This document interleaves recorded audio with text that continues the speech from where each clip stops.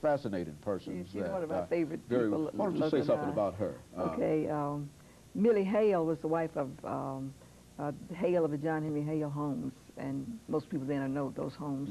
She was quite a powerhouse, small in stature, and was a nurse, was trained at Fisk.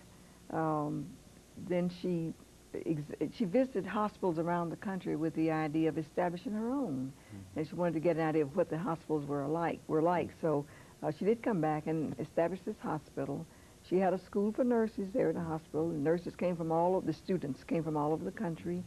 The hospital received a Class A rating. The hospital provided for the poor whether or not they had money to pay.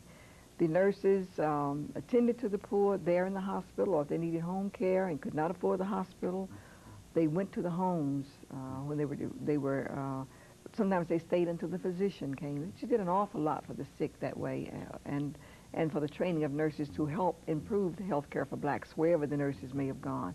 But she did a lot for the community.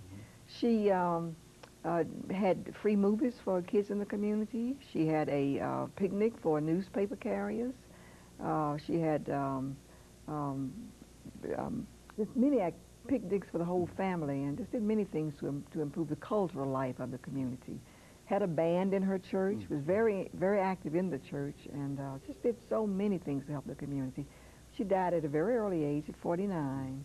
I think her work has been overlooked. You just begin to hear about Millie Hale, and I don't know why we haven't looked at this important woman and what she did for health care in Nashville, and for blacks in Nashville during that earlier part of this century. And there's no doubt what you did here will help in that effort. Dr. Smith, if you had to look at the final list that you have of some 500 notable black American women, what are some of the things that you would say would characterize them? I mean, if there were some things that were important, a theme that ran through all of their lives, after looking at all of these short biographical sketches and whatnot, if there was a theme that ran through all of their lives that we might be able to use today and to sort of pass on from that group to some young persons, women or male or female that might be watching today, what are some of the character things that you could bring out of that? These were clearly women of courage. I guess I should say were and are, because there are living women in here too. I think for a woman to have achieved so much last century and early in this century was much more difficult than what we achieve today, and I'm certainly not by any means disregarding the importance of women, what they have to do today. But these other women were out there when segregation was so hard, it was so difficult, and it was difficult for anyone to achieve anything, difficult for women of any race to achieve anything. These are women with courage, women with conviction, women who were able to were versatile. They were able to take care of their home if they were married and take care of their other interests as well. They were women who did not have to be praised for what they did.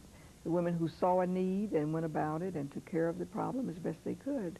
Some were pioneers and some were not. They were just maybe building, helping along the way. Fannie Lou Hamer, for example, was an activist, but helping along something that someone else had started, but certainly a very important woman in her time. Who never perhaps thought of themselves as being notable black American women, but nevertheless, because of the service perhaps that they rendered, that is why they entered into that book. Dr. Smith, what if a person wanted to perhaps duplicate what you've done in this book, or perhaps follow and find out additional information as a librarian?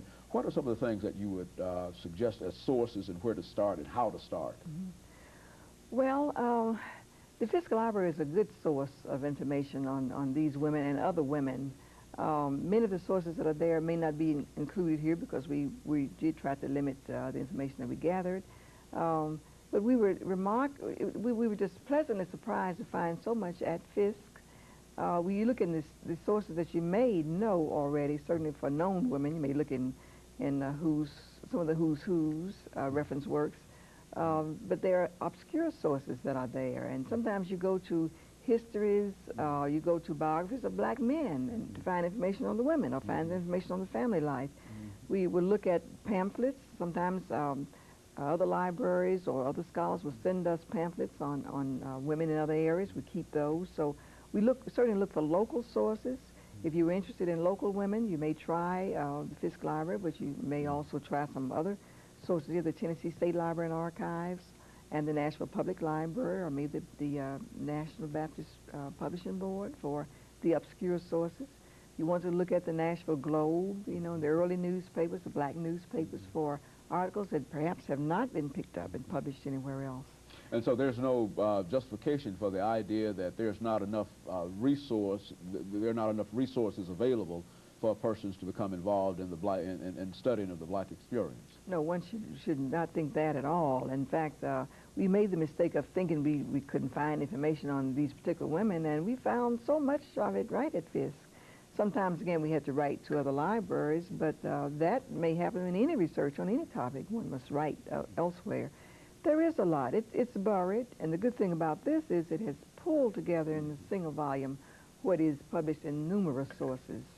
We also like to encourage scholars to use the oral history interview method for gathering other information. Talk with the subject herself, if she's still living, or with family members or friends, and try to clear up some of the discrepancies that have been published and that are in here even. Those sources, of course, well, some libraries already have the oral histories, but you do it for the work that you have in mind at the time. Now, what about your collection? I think you've already mentioned something in reference to the Fisk collection, but are there some areas that you'd like to highlight in reference to what you've got to offer? I don't think that many people recognize, as you've already indicated, the wealth of